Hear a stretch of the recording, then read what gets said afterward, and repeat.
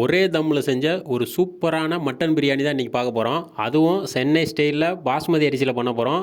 பாஸ்மதி அரிசி பார்த்திங்கன்னா நல்லா நீளமாக நம்மளுக்கு கிடைக்கணும். அதான் நம்ம ஃபினிஷிங் கரெக்டாக கொடுக்க முடியும் பிரியாணிக்கு. பார்த்திங்கன்னா தெரியும், உடையாமல் அரிசி உடையாமல் எப்படி சூப்பராக இருக்குது பாருங்கள். வாங்க எப்படி பண்ணலாங்க பற்றி பார்க்கலாம். 1 கிலோ மட்டன் பிரியாணி பண்ண போகிறோம். பார்த்திங்கன்னா அதுக்கு 200 கிராம் கடலை எண்ணெய் எடுத்துருக்கோம். அப்புறம் பட்டை, கிராம்பு, ஏலக்காய் எல்லாமே பார்த்திங்கன்னா ஒரு 2 கிராமு. பிரியாணியில் ஸ்டார் அனீஸ் ஒரு 2 எடுத்துருக்கோம். எடுத்து நல்லா பார்த்திங்கன்னா எண்ணெய் காஞ்ச உடனே நம்ம இதெல்லாம் சேர்த்ததுக்கப்புறம் ஒரு 6 மீடியம் சைஸு பெரிய வெங்காயம் நல்லா ஸ்லைஸாக கட் பண்ணியிருக்கோம். அதையும் சேர்த்து நல்லா கோல்டன் ப்ரௌன் கலருக்கு வர்ற மாதிரி நம்ம வதக்கணும். அதுக்கு முன்னாடி கொஞ்சமாக பார்த்திங்கன்னா ஒரு கை நிறையா முந்திரி எடுத்து தூக்கிக்கிறோம். வெங்காயம் நல்லா வதங்கி வரட்டும். வெங்காயம் வதங்கி வர்றதுக்கு நமக்கு ரொம்ப லேட் ஆகும். அதுக்குள்ளே பார்த்திங்கன்னா நம்ம அரிசி இந்த டயத்தில் ஊற போட்டு வச்சிடலாம். அரிசி பார்த்திங்கன்னா ஒரு 1 கிலோ அரிசி நம்ம எடுத்துருக்கோம். 1 கிலோ கறி, 1 கிலோ அரிசி. கிளாஸில் அளந்து போடும்போது தான் நம்மளுக்கு தண்ணியோட அளவு நம்ம கரெக்டாக அளந்து ஊற்ற முடியும். அதுக்கு தான் இந்த மாதிரி பண்ணுறோம். நல்லா கழுவி ஊற வச்சிடலாம். ஒரு 2லேருந்து ஒரு 3 தடவை நல்லா வாஷ் பண்ணிடுங்க. இப்போயமோ அரிசி ஊறினதுக்கப்புறம் அதை போய் கழுவிக்கிட்டு இருக்கக்கூடாது. ஃபஸ்ட்டே நல்லா கழுவி 3ஆவது தண்ணியில் நல்லா ஊற வச்சு வச்சிடலாம். இப்போ பார்த்திங்கன்னா கறி ஒரு 1 கிலோ எடுத்து குக்கரில் வேக வச்சு எடுத்துக்கலாம். நம்மளுக்கு ஸ்பீடாக பிரியாணி முடிஞ்சிடும். அதுக்கு தேவையான உப்பு, கொஞ்சமாக தண்ணி, மிளகாத்தூள் கொஞ்சமாக சேர்த்துக்கலாம்.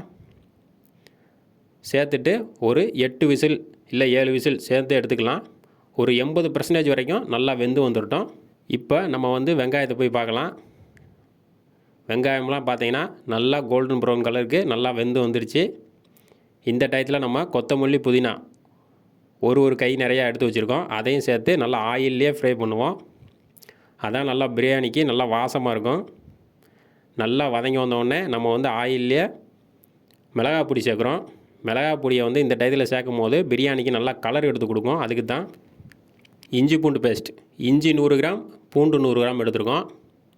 அதான் பிரியாணிக்கு நல்லா டேஸ்ட்டாக வரும். நல்லா பார்த்திங்கன்னா அதோட வாசனை போகிற அளவுக்கு நல்லா வதக்கணும். இஞ்சி பூண்டை நம்ம எவ்வளோ நல்லா வதக்குறோமோ நல்லா பிரியாணி நல்லா வாசமாக மணமாக இருக்கும். தக்காளி ஒரு 7லேருந்து 8 தக்காளி சின்ன தக்காளியாக நம்ம கட் பண்ணி சேர்த்துருக்கோம். 2 பச்சை மிளகா, ஒரு 200 கிராம் தயிர் சேர்த்துருக்கோம். தேவையான அளவு உப்பு எல்லாம் சேர்த்து நல்லா வதங்கி வர அளவுக்கு நல்லா வதக்கிடலாம். தக்காளி நல்லா மசிஞ்சு வரணும். பார்த்தீங்கன்னா தெரியும், தக்காளியெல்லாம் நல்லா மசிஞ்சு வரணும். அது வரைக்கும் நல்லா வெயிட் பண்ணி நல்லா வதக்கணும். இப்போ பார்த்தீங்கன்னா இந்த டயத்தில் இதுக்கு ஒரு மசாலா ஒன்று அரைப்போம். பட்டை, கிராம்பு, ஏலக்காவை நல்லா பொடி பண்ணி அதையும் சேர்த்துக்கலாம். இந்த மாதிரி சேர்க்கும் போது நல்லா பிரியாணிக்கு நல்லா வாசமாக இருக்கும். அதுக்கு தான் தக்காளியெல்லாம் நல்லா வதங்கி வந்தோடனே இந்த டயத்தில் நம்ம பொடியை சேர்த்து நல்லா கலந்து விடணும். கலந்து விட்ட உடனே இப்போ நம்ம கறியை போய் பார்க்கலாம். ஒரு 8 விசில் வந்துடுச்சு. திறந்து பார்ப்போம். ஒரு கறியை மட்டும் எடுத்து எப்படி வெந்திருக்குன்னு சொல்லி பார்க்கலாம். ஒரு 80லேருந்து 90% நல்லா வெந்துருச்சு. இப்போ மசாலாவோடு சேர்த்து ஒரு 5 நிமிஷம் நல்லா கலந்து விட்ருவோம். ஒரு 5 நிமிஷம் நல்லா மசாலாலேயே நல்லா வேகட்டும். நல்லா கலந்து விட்டதுக்கப்புறம் இதுக்கு தேவையான அளவு தண்ணி சேர்த்துக்கலாம். தண்ணி பார்த்திங்கன்னா 1க்கு 1.5 தான் சேர்க்க போகிறோம். நம்ம மட்டன் வேக வச்ச தண்ணி இருக்குது, அதை ஃபஸ்ட்டு சேர்த்துக்கலாம். அதுக்கப்புறம் மிச்சத்தை நம்ம நார்மல் தண்ணியை சேர்த்துக்கலாம். சேர்த்து நல்லா கொதித்து வரட்டும். நம்ம அரிசியை சேர்த்துக்கலாம். நல்லா கொதிச்சிருக்கு. ஒரு 2லேருந்து ஒரு 3 நிமிஷம். இப்போ அரிசியை சேர்த்துக்கலாம். அரிசியை சேர்த்து நல்லா கலந்து விட்ருவோம். கலந்து விட்டுட்டு தட்டு போட்டு மூடிடலாம். அதுவும் நல்லா கொதித்து வரட்டும். அதுக்கப்புறம் நம்ம திறந்து பார்க்கலாம். இந்த மாதிரி வைக்கும் போது வேகமாக நம்மளுக்கு கொதித்து வந்துடும் தட்டை மூடி வைக்கும் போது. இப்போ பார்த்திங்கன்னா ரெண்டும் பார்த்திங்கன்னா தண்ணியும் அரிசியும் ஈக்குவலாக வரணும். அது வரைக்கும் நல்லா வெயிட் பண்ணணும். அதுக்கப்புறம் தான் நம்ம தம் போட போகிறோம். பார்த்திங்கன்னா தெரியும், 2க்கு ஈக்குவலாக வருது பாருங்கள். இந்த டயத்தில் தான் நம்ம தம் போட போகிறோம். நல்லா பார்த்திங்கன்னா தடவி விட்டுட்டு ஃபுல்லாக அப்படியே மேலே தடவி விட்டுருவோம் இந்த மாதிரி.